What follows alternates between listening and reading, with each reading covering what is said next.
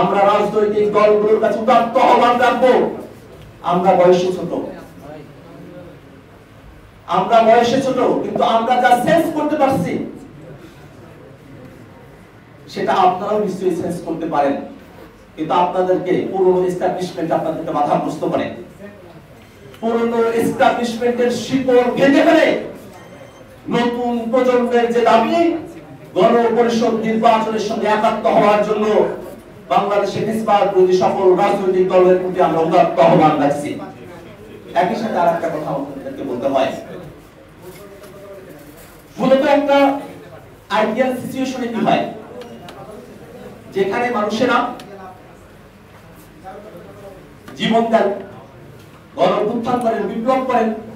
তারপরে সেখানে একটা গণপরিষদ হয়, সেই গণপরিষদের মধ্য দিয়ে সংবিধানটা ঠিক হয়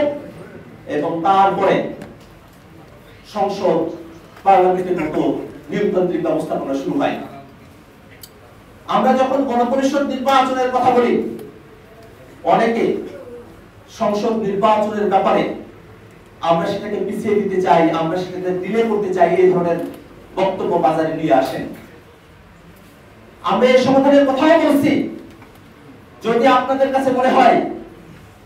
প্রকৃতার্থে গণপরিষদ নির্বাচন সেটা বাংলাদেশে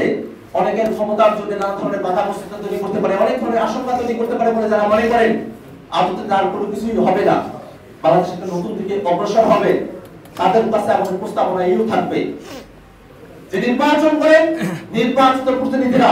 একই সাথে তারা গণপরিষদের সদস্য এবং সংসদের সদস্য হিসেবে তারা ফাংশন করবে, তারা সংবিধান নতুন করে প্রণয়ন করবে, তারা সরকার পরিচালনা করবে।